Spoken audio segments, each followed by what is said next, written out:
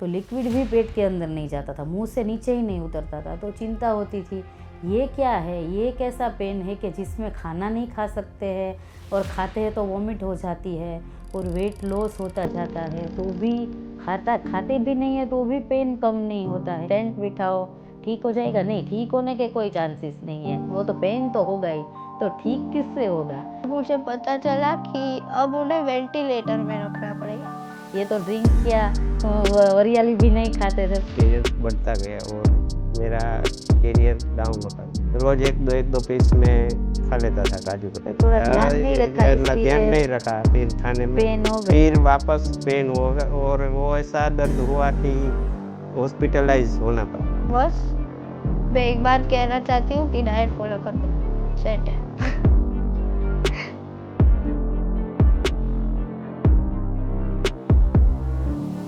मेरा नाम कामदार श्रेष्ठा केतन है। मैं 7th स्टैंडर्ड में पढ़ती हूँ। मेरे फैमिली में 5 मेंबर्स है और वो मेरे पापा मम्मी है, मेरे ट्विंस भाई और बहन दोनों है और इंक्लूडिंग मैं। मेरी फर्स्ट एग्जाम में कंप्यूटर प्रैक्टिकल थी। So my dad is an engineer and उन्होंने बोला कि मेरे ऊपर छोड़ दो, मैं उसके कंप्यूटर प्रैक्टिकल करा दूँगा। बट अनफॉर्चुनेटली उसके पहले के दिन उन्हें बहुत पेन हुआ एंड फिर मुझे रियलाइज़ हुआ कि इट्स वेरी डीप पेन और उनको हॉस्पिटल जाना चाहिए। तो एम्बुलेंस बुलाए, हॉस्पिटल ले गए। मेरे दादा दादी नाना नानी सब आ गए थे और वो रात को गए, मतलब अराउंड 7 और 8 o'clock वो वहाँ पहुँचे हॉस्पिटल। और फिर मेरी मम्मी भी उनके साथ गई। मैं घर पर मेरी ट्विंस भाई बहन को रख रही थी, मतलब उसे संभाल रही थी, प्लस मैं अपना लर्न कर रही थी जितना मेरे को नॉलेज होता। और मुझे बहुत सैड फील हो रहा था कि अच्छा तो होगा उन्हें थोड़ा तो। और वहाँ मुझे पता चला कि अब उन्हें वेंटिलेटर में रखना पड़ेगा। पापा को एक बहुत ठंडे रूम में ले गए थे जिधर पता नहीं वो क्या कर रहे थे, पर एक मशीन में पापा को रखा और पापा एकदम वाइब्रेट हो रहे थे। मुझे कुछ पता ही नहीं हो रहा था क्या हो रहा था। मैंने ऐसे देखा नहीं रहा कि क्या हो रहा था, तो मैं नीचे चली गई। मैंने एकदम से नहीं देखा क्योंकि मेरे को थोड़ा रोना जैसा हो रहा था। मेरा नाम केतन कामदार है। मैं सीनियर टेक्निकल लीडर हूँ, 40 इयर्स ओल्ड, और गुजरात, अहमदाबाद गुजरात में रहता हूँ, वस्त्रापुर में। मेरा नाम रिद्धि कामदार है। मैं केतन की वाइफ हूँ। मैं पहले पढ़ाई करता है, 11th में था तो तब पढ़ाई करता था। तो पढ़ाई करते करते कुछ ऐसा पढ़ाई करता था तो अचानक बहुत दर्द हुआ। बहुत दर्द हुआ, फिर मैं लेट गया, फिर वापस लेट गया, फिर ऐसे ऐसे बैठ गया, लेट के फिर उठा और उठ के फिर ऐसे बैठ गया और फिर वापस लेट गया, उल्टा लेटा, ये सीधा लेटा, उल्टा लेटा, ऐसे बहुत बैठता था, ऐसे भी होता था। फिर बहुत बहुत बहुत बहुत पेन होता था। फिर सहन नहीं कर पाया, उल्टी हो गई, बहुत सारी उल्टी हुई। फिर उल्टी हुई, फिर पेरेंट्स को मैंने बताया कि ये मुझे ऐसा बहुत पेन हो रहा है, अभी सहन नहीं कर पाओ, अभी कुछ डॉक्टर को दिखाना ही पड़ेगा, नहीं नहीं सहन पा रहा है, नहीं सहन हो रहा है। तो उसने बोला ये इतना दर्द अचानक कैसे हो गया, अभी तो थोड़ी देर पहले तो ठीक था। तो मैंने बोला तभी थोड़ा थोड़ा पेन होता था, पर अभी ये बढ़ गया। तो उसने बोला थोड़ा थोड़ा होता तभी बताना चाहिए ना। तो मैंने बोला कि वो तो थोड़ा थोड़ा ही था, तो हो गया। तभी क्या हुआ कि रिपोर्ट करवाई डॉक्टर ने, तो रिपोर्ट में ये लाइपेस एमाइलेज ज़्यादा आ गया। तभी ये लाइपेस एमाइलेज क्या है तो वो तभी तो पता ही नहीं था। डॉक्टर ने बोला ये रिपोर्ट लिख के ये रिपोर्ट करवा ली, और डॉक्टर ने ही तभी उसने ही फाइंड किया कि ये सिम्टम्स जान के उसने रिपोर्ट करवाई कि दर्द कहाँ होता है। तो फिर तभी ऐसा डायग्नोसिस हाँ, हुआ कि तभी तुझे डायग्नोसिस हुआ। पेनक्रियाटाइटिस का पेन हाँ, है। और उसकी पेनक्रेट सीरियसनेस तो हमें काफ़ी सालों बाद पेनक्रेटाइटिस पता क्या है चली। वही पता समझने में सालों बीत गए। वही सालों बीत गए। शादी के पहले 2 बार अटैक आए, तो दोनों बार ऐसा ही लगा कि ये नॉर्मल है, ये फिर हो जाएगा। उसमें ये फिर वापस कुछ सूजन आ गई है। तो दूसरी बार आया तब थोड़ा सीरियस लिया कि ये क्यों दूसरी बार हुआ। अटैक हुआ 2 साल के बाद, तो मैंने पहली बार देखा कि एक्चुअली इसमें कितना पेन, इसको कितनी सफ़र होती है। रात रात में पूरी रात जागता था, पूरी रात बैठा रहता था। वो हॉल से किचन, किचन से हॉल में पूरी रात वॉक करता रहता था, पेट पकड़ करके। ये बहुत पेन हो रहा है, बहुत पेन हो रहा है। पेन किलर लेता था, पेन का इंजेक्शन ले डॉक्टर देते थे, फिर भी ठीक नहीं हो रहा था। होता था 2 घंटे के लिए, 3 घंटे के लिए रेस्ट मिल जाता था, उसके बाद वापस पेन होने लगता था ऐसा। और जब पेन होता था तब मुंह से सब बंद करवा देते थे डॉक्टर कि लिक्विड लो, तो लिक्विड भी पेट के अंदर नहीं जाता था, मुंह से नीचे ही नहीं उतरता था। तो चिंता होती थी, ये क्या है, ये कैसा पेन है कि जिसमें खाना नहीं खा सकते हैं, और खाते हैं तो वॉमिट हो जाती है, और वेट लॉस होता जाता है, तो भी खाते भी नहीं है तो भी पेन कम नहीं होता है। अगर हमें पेट रिलेटेड कुछ होता है तो खाना बंद कर देते हैं तो 2-3 दिन में ठीक हो जाता है। कुछ भी अगर लूज मोशन है या पेट दर्द है कि स्टमक इन्फेक्शन है, तो ये कैसा, ये क्या है कि जिसमें कुछ ठीक हो ही नहीं रहा है।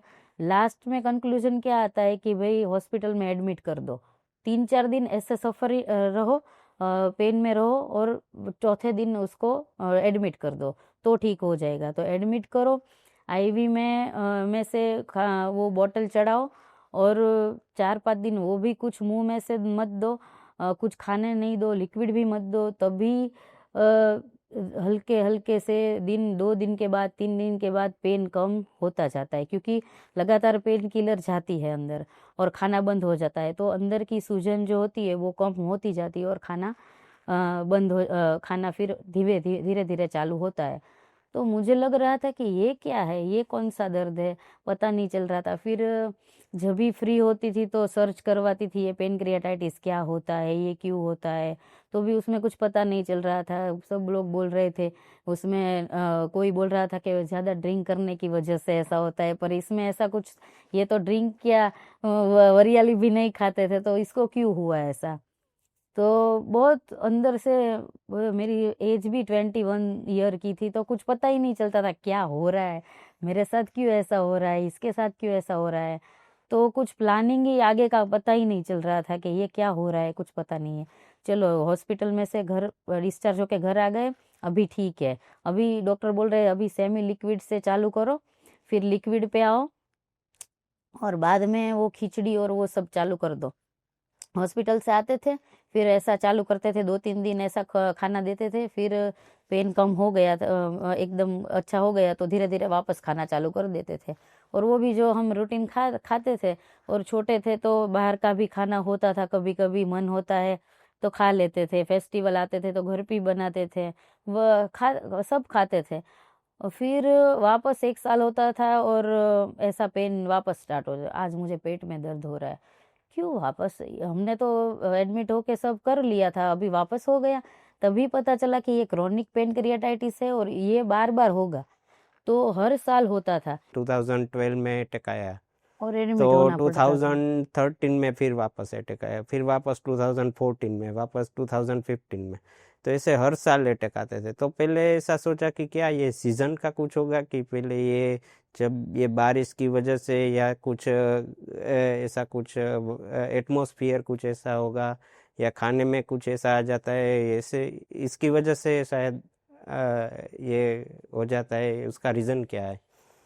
तो वो तो एंड तक आते आते सिर्फ जब पड़ाव में गए तभी उसकी सीरियसनेस और उसका डाइट क्या है ये सब तभी ये मालूम पड़ा, क्योंकि जब जब भी अटैक आते थे तो हर साल एडमिट ही होना पड़ता था। लाइफस्टाइल भी चेंज कर दी, खिचड़ी और घर का खाना और एकदम सादा खाना खिलाते थे तो भी पेन होता था, पता ही नहीं चलता खाए क्या। फैट बंद कर दी थी डॉक्टर ने कि इसको फैट खानी ही नहीं है।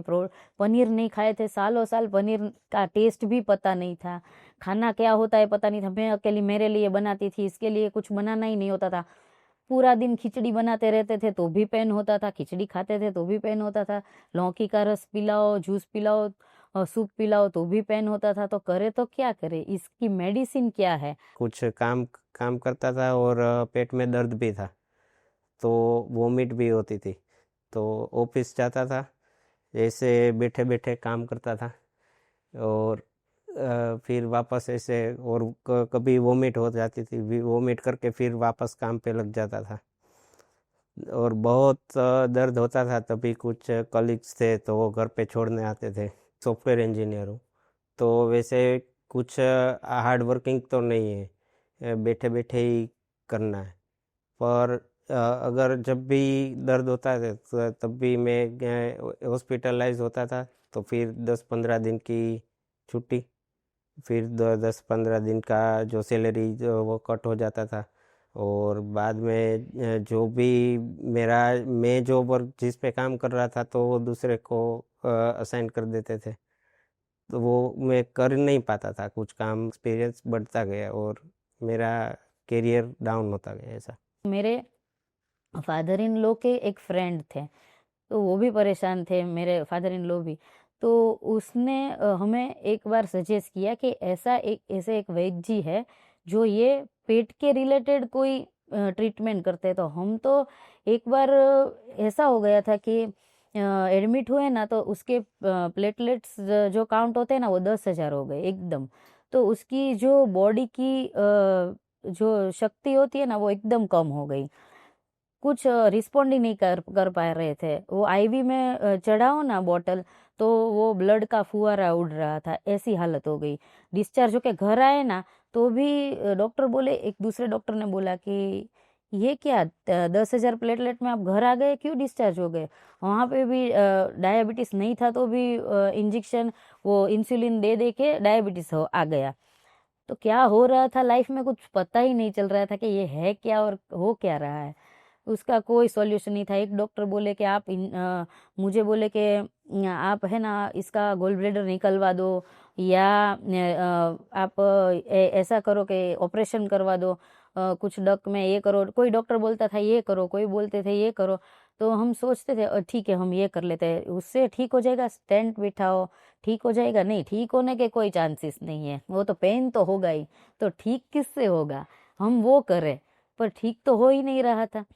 तो बहुत परेशानी में पड़ गए थे। आगे की लाइफ के बारे में कुछ पता नहीं था, खाना पीना इसका कुछ हो ही नहीं रहा था। तो क्या करे तो क्या करें? और हम अकेले थे, हम इसकी जॉब की वजह से हम अलग स्टेट उसमें रह रहे थे। तो करे तो क्या करे, पता नहीं चल रहा था। हमने वैद्य जी को कॉल किया, तो वहाँ पे वेटिंग था, जगह नहीं थी। क्योंकि देहरादून देहरादून में में था और था। हम बड़ौदा में थे। हाँ, और 15 कमरे का ही रूम था हाँ, तब। और तो क्या हुआ, तो भी हम उसने हमको अपने घर पे एक रूम में रखा। और इसकी हालत की वजह से क्योंकि डिस्चार्ज होने के बाद भी पेन रिलीफ नहीं हुआ, तो हम पेन के साथ वहाँ पे देहरादून गए।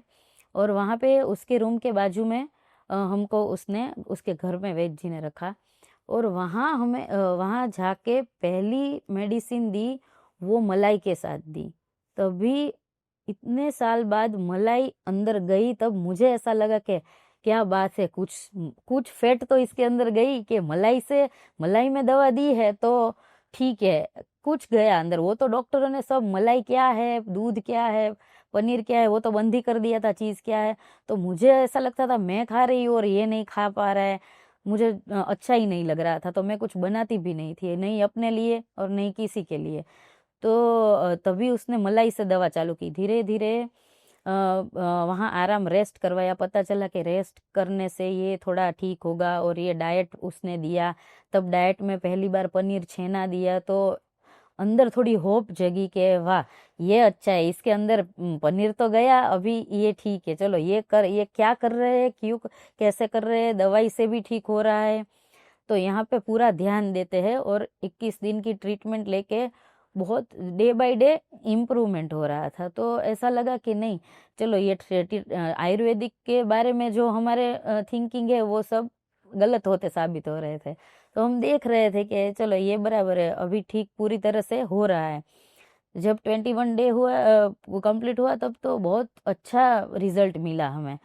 तो हम बहुत सेटिस्फाइड और हैप्पी थे कि चलो खाना स्टार्ट हो गया।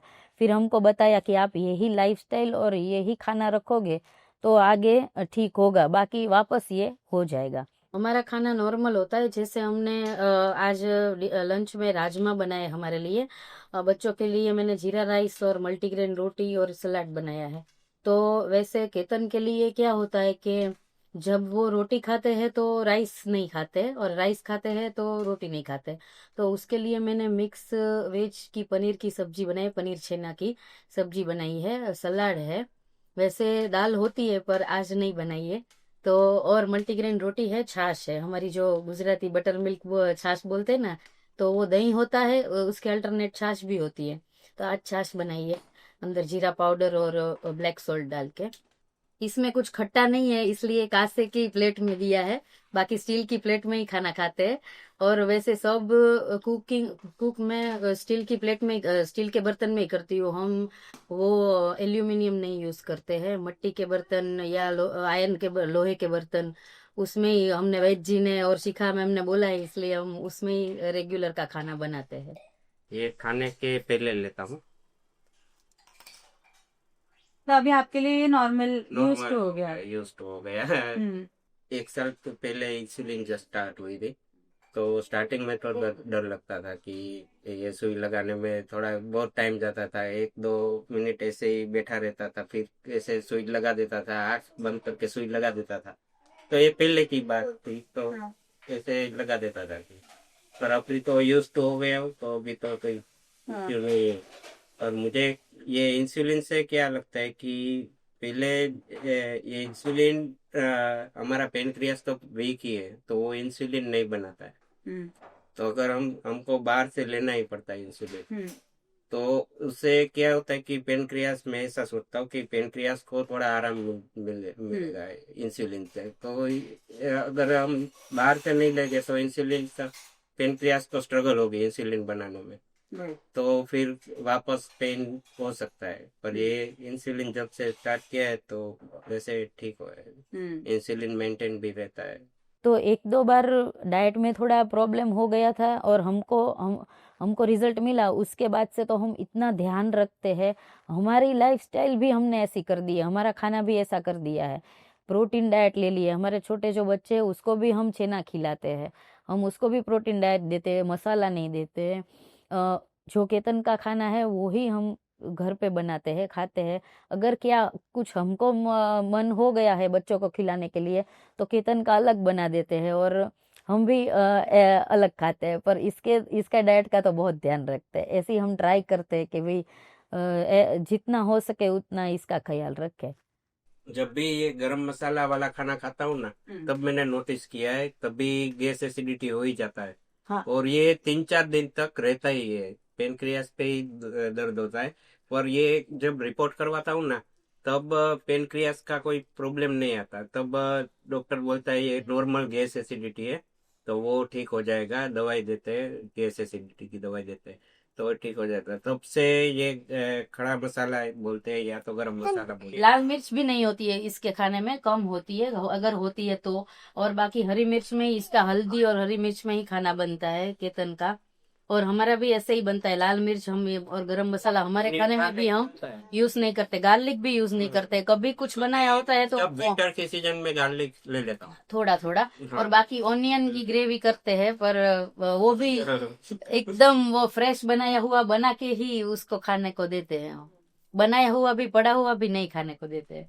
फर्स्ट टाइम जब मैं पड़ाव में से आया, तभी जैसे बोला कि 3 महीने का रेस्ट था, तो मैंने 3 महीना रेस्ट किया, 3 महीना रेस्ट कर लिया। और तभी क्या था कि मेरी सिचुएशन ऐसी थी कि मैं कंपनी में जॉब करता था, तो ऑफिस जाना पड़ता था।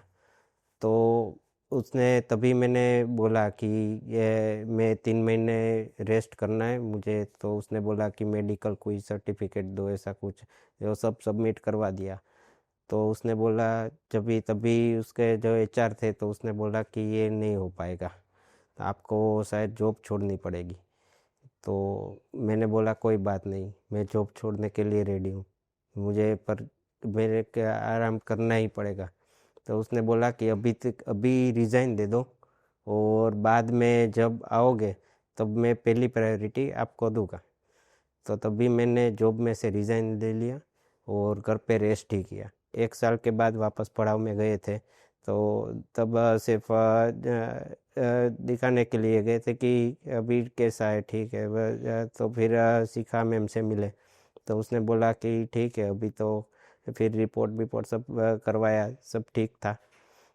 फिर उसने बोला कि अब थोड़ा डाइट इम्प्रूव करो, ये सब नॉर्मल जो भी नॉर्मल है वो सब खाना पीना सब चालू कर दो। 1 साल के बाद जो भी सब कुछ नॉर्मल चालू कर दिया, और जो भी कुछ रिस्ट्रिक्शन है तो वो तो लाइफ टाइम रखना ही पड़ता है। और ये तो ऐसा नहीं है कि पेनक्रियास के पेशेंट को ही रखना है, पर ऐसा नहीं, ये सभी को फॉलो करना चाहिए कि सुबह जल्दी उठ जाओ, 2 घंटे के बाद आप नाश्ता करो, फिर वो भी पेट भर के मत खाओ, फुल पेट मत खाओ, और 2 घंटे का गैप रखो।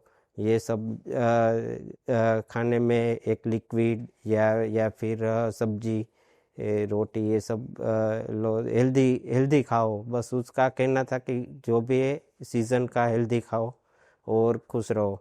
हाँ, फ्रेश बना के सब खाओ। तो ये सब अभी हम आज की तारीख में ये सब फॉलो हमारे बच्चे भी कर रहे हैं और मैं भी कर रहा हूँ, और ये सब नॉर्मल डाइट है। फिर कुछ भी नहीं हुआ, ये ठीक एकदम ठीक हो गया। फिर मुझे लगा कि वाह, अभी तो एकदम ठीक है, नॉर्मल है, चलो कोई बात नहीं। अभी थोड़ा वेट भी बढ़ने लगा, वेट भी गेन हुआ है। अप्रोक्स 10 kg वेट गेन हुआ था 1 साल में, 1 साल के बाद।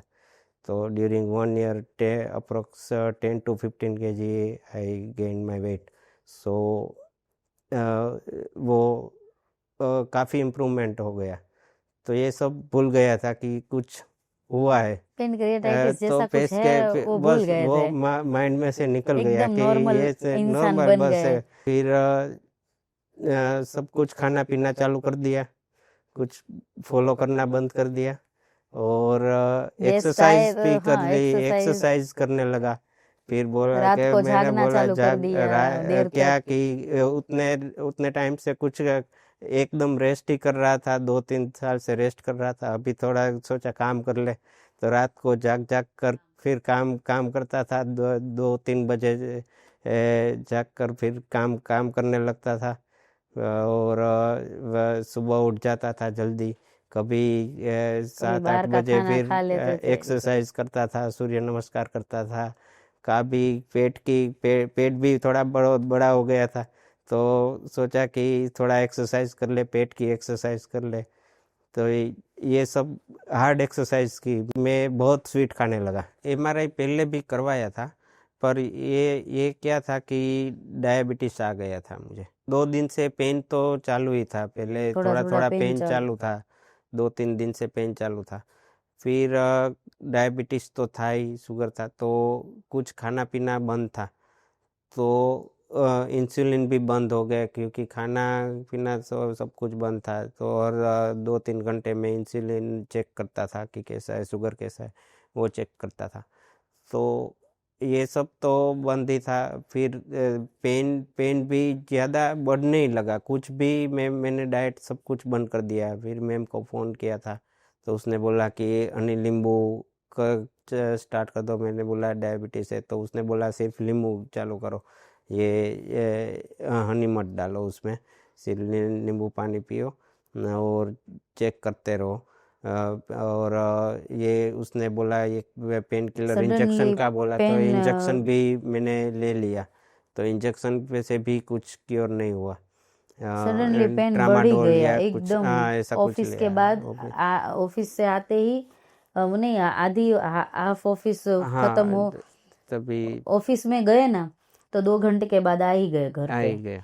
कि पेन एकदम बढ़ गया है। तो थोड़ा पूरा दिन सोए लेटे रहे कि अभी हो जाएगा, पेन किलर ली, इंजेक्शन लिया, फिर भी पेन क्योर नहीं हुआ। और शुगर की वजह से कुछ इंटेक नहीं हुआ, तो बॉडी में ऐसा वो शुगर फ्री फिर सब पानी वानी सब कुछ लिया ही नहीं, तो शुगर बढ़े घटे बढ़े घटे ऐसा होने लगा, तो अनइवन ही बॉडी हो गई एकदम। मुझे कुछ बहुत सैडनेस फील हो रही थी एंड फिर मैंने सोचा कि 2-3 दिन बाद मैं हॉस्पिटल जाके देखूंगी। फिर जैसे ही मैं हॉस्पिटल गई 2-3 दिन बाद, तो मुझे वहाँ पापा वेंटिलेटर में दिखे। पहले जब एडमिट हुआ होता था तो वो शुगर की बोतल चढ़ाते थे, तो फिर एटलीस्ट एनर्जी रहती थी। तो फिर एनर्जी लेवल डाउन हो गया, एकदम ज़ीरो हो गया, क्योंकि शुगर फ्री बोतल ही चढ़ती थी। और कुछ और ऊपर से जो भी पेनक्रियास की जो ट्रीटमेंट है इंजेक्शन की, वो जो हेवी डोज के इंजेक्शन थे, तो वो तो चालू ही थे। फिर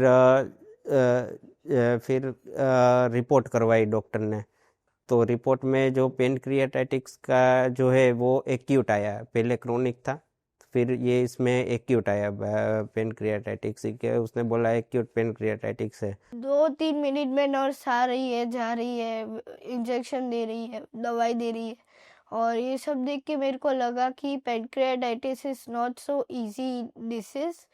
उससे वो पेन में फील कर रही थी, मतलब मेरे सामने मैंने पहली बार ऐसा देखा कभी।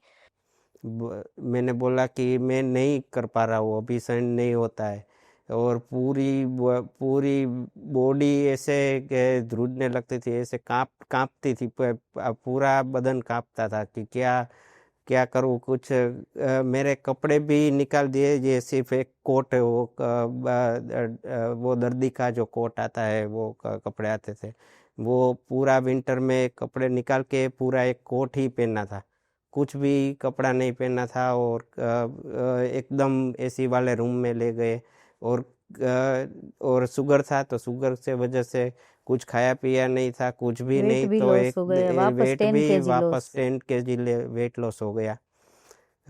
फिर वापस 50 kg का हो गया। फिर पहले 60 तक आया था, जब पहले जब पड़ाव में गया था, तभी उसके बाद मेरा 60 kg हो गया अभी।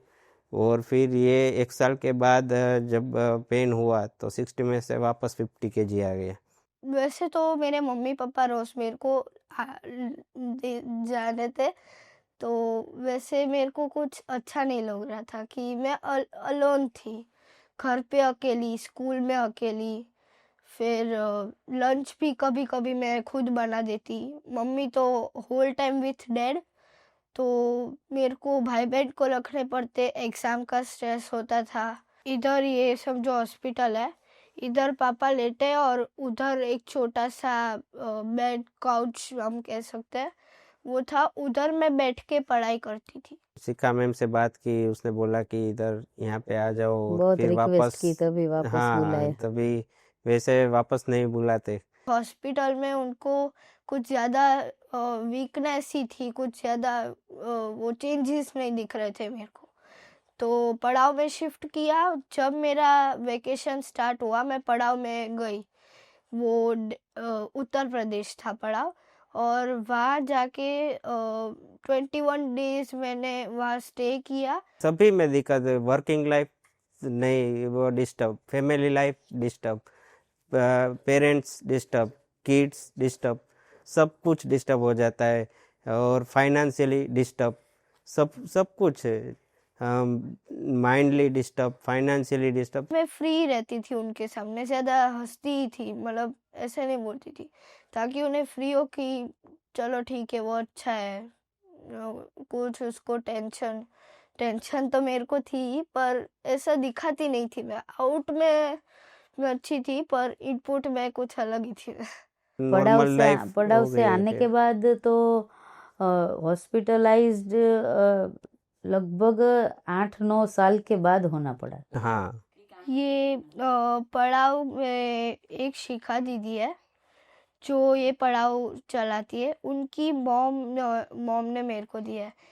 जब पहला अटैक आया था पापा को, तब पड़ाव में हम गए थे फर्स्ट टाइम, तो मैं शिखा दीदी से मिली, उनकी मॉम से मिली। तब मैं 5 इयर्स की थी और तब मुझे बहुत मज़ा आया कि चलो ये अच्छे लोग हैं, मतलब उनके पास ही पूरा दिन रहती थी। पापा को बहुत कम जाती थी उनके पास, तो उन्होंने तब मेरे को ये अपने हाथों से बना के दिया एज अ टॉय, और ये मेरा फेवरेट ईगल है। तो मैंने इसका नाम क्यूटी रखा है। पड़ाव में जाके 1 साल कंप्लीट हुआ, तो 1 साल में आज तक कभी भी गैस एसिडिटी भी नहीं हुई। उतना ध्यान रखा है कि गैस बाहर एसिडिटी खाना नॉर्मल बंद कर प्रॉब्लम दिया है, नहीं, बाहर जाना बंद कर दिया कुछ है, भी नहीं। ऐसे ही घूमना मैं बंद बैक कर पे दिया है, ऐसे ही बैठा रहता हूँ और वर्क फ्रॉम होम ही करता हूँ। मैंने ऑफिस में भी बोल दिया रेस्ट कि बढ़ा मैं दिया है। ज़्यादातर वर्क फ्रॉम होम करूँगा और कभी कुछ मीटिंग्स ऐसा कुछ हो तो मैं श्योरली आऊँगा। Surely I will attend my office but I will do continuously work from home. पड़ाव का रूटीन लाइफ बना दिए है। हाँ, पड़ाव का रूटीन लाइफ ही बना दी। अभी कुछ रिस्क लेना ही नहीं है। रिस्क वो सभी कुछ एक्सरसाइज ये सब बंद। सिर्फ कभी ऐसा लगता है तो फिर वॉकिंग कर लेता हूँ। Walking half an hour walk कर लेता हूँ पूरे दिन में। कभी 10-10 मिनट के 10-10 मिनट का वे वॉक कर रहा हूँ, टोटल हाफ एन आवर हो जाता है वॉक। और बाकी कुछ प्राणायाम कर लेता हूँ। अब सब कुछ घर का बनाया हुआ सब कुछ खाना खाता हूँ। सिर्फ मुझे क्या है कि वो गरम मसाला या खड़ा मसाला कोई बोलते तो वो मुझे गैस एसिडिटी हो जाती है, वो मैंने फील किया है। तो ये मैं टच ही नहीं करता। उसके साथ रेस्ट कंपलसरी है, तो रेस्ट मैं कर लेता हूँ थोड़ा बहुत। ऐसा नहीं कि मुझे वेट उचकना है तो वेट उठाना है तो वेट में नहीं उठाता। वो बंद है। वो कुछ रिस्ट्रिक्शन ऐसे है तो वो हमें लाइफ टाइम फॉलो करने हैं। कुछ भी तात्कालिक इमरजेंसी ट्रीटमेंट इमरजेंसी चाहिए तो ट्रीटमेंट एलोपैथी ही बेस्ट है। ऐसा सबके माइंडसेट ऐसे ही होते हैं कि वहाँ ही क्योर हो सकता है। आयुर्वेद में तो बहुत टाइम लगता है या होता नहीं है, होता है, वो सब बातें करते रहते हैं। पर ये ट्रीटमेंट हमने ऐसी फील करी कि इसमें जो रिजल्ट मिला ना वो शायद एलोपैथी में मिलता ही नहीं, मिला ही नहीं और मिलेगा भी नहीं। तो वहाँ राजकोट के भी एक पेशेंट मिल ही गए थे, तो वहाँ हम ऊनो खेलते थे। वो कुछ फील नहीं होता कि वो हॉस्पिटल या पड़ा हुआ है। फील होता था कि इट्स लाइक अ रिसोर्ट, मतलब खाना है, गार्डन है, उधर टेरेस है, मज़े है। ऊनो भी खेलने की अच्छी जगह थी, मंदिर थी। तो वहाँ हमें कंपनी मिल गई थी कुछ लोगों की जो भी पैनक्रियाटिस थी, सफ़र कर रहे थे। तो उनके साथ, उनके बच्चों के साथ मैं भी मिल गई, तो हम सब फ्रेंड्स बन गए और पूरा ग्रुप क्रिएट किया। अभी भी पड़ाव का वो ग्रुप है। तो ये मुझे पॉजिटिव फील आ रहे थे और पापा को भी अच्छा लग रहा था वहाँ, तो मुझे भी ऑब्वियसली अच्छा लगेगा। ऐसी भी दवाई आयुर्वेदिक में तब है से और ट्रस्ट लंबे टाइम बैठना की भी चालू हो गया, तो वो अभी डेवलप वो है ही और आगे वही डेवलप ही हो रहा है। ऐसा नहीं है कि भाई एक चीज़ नहीं अच्छी हुई तो आयुर्वेदिक नहीं, हमें नहीं ट्रस्ट करना है पड़ाव के ऊपर। आज तक ऐसा कोई हमें मौका ही नहीं मिला कि उसके बारे में हम नेगेटिव बात करें कि भाई आयुर्वेदिक नहीं लेनी चाहिए ऐसा और पड़ाव में नहीं जाना चाहिए। पर हमें अभी तक तो ऐसा कुछ नहीं मिला है, इसीलिए हम सबको ही सजेस्ट ऐसा करेंगे कि भाई पड़ाव इज़ द बेस्ट। अभी खांसी रहती है तो इम्बो ले लेते हैं। हाँ, जनरल खांसी में भी इम्बो खा लेते खा लेते हैं। सर्दी के सिम्टम्स होते हैं तो भी वहाँ ही फ़ोन करते हैं कि भाई हम कौन सी दवाई ले, तो वहाँ से ही इम्बो आती है। और ये कफ होता है तो अभी 2 सीज़न थी तो हम सब ने घर में इम्बो ली। मैं तो बोलती हूँ कि पड़ाव मैं इंसिस्ट करती हूँ first of all, because it's a good place. और वहाँ एक पेशेंट थे जो पैनक्रियाटिस से गुजर रहे थे, एंड वो कुछ भी नहीं खा रहे थे 8-10 दिन, तो ऐसे भी उन्हें कुछ नहीं खाया सूप के अलावा। तो भी उन्हें, फिर हमें गए ना, हम जा रहे थे तब वो मतलब रोटी, शाक, दाल सब कुछ खा रहे। तो मैं तो पड़ाव ही इंसिस्ट करती हूँ कि इट्स अ गुड प्लेस, वहाँ रहने की अच्छी जगह है, 21 डेज रह सकते हैं और वहाँ ट्रीटमेंट भी अच्छी मिलती है, सब प्रोवाइड होता है। मेंबर्स भी हमें वहाँ गुड मिल जाते हैं। तो मुझे तो पढ़ा उससे जाना ही नहीं था, बट आना पड़ा। जब वो लूज़ कर देते होप, तो उन्हें लूज़ नहीं करनी चाहिए, बिकॉज जब वो होप लूज़ करेंगे तब उनका टेंशन, स्ट्रेस जो भी है वो बढ़ जाएगा और उन्हें पॉजिटिविटी बिल्कुल नहीं आएगी, उल्टे का नेगेटिविटी आएगी ज़्यादा। तो जैसे मैंने बोला था कि मुझे पॉजिटिव रहना चाहिए पापा के सामने, तो ऐसा ही करना चाहिए सबको कि जो भी पेशेंट है उनको पॉजिटिव फील कराना चाहिए, नेगेटिव नहीं। तो मैं तो वही सजेस्ट करती हूँ कि नेगेटिव तो फील कराना ही नहीं चाहिए और होप लूज़ नहीं करने की, मतलब ऐसे ही रखने का कि हाँ सब ठीक हो गया, जैसे कुछ हुआ ही नहीं, ठीक हो गया।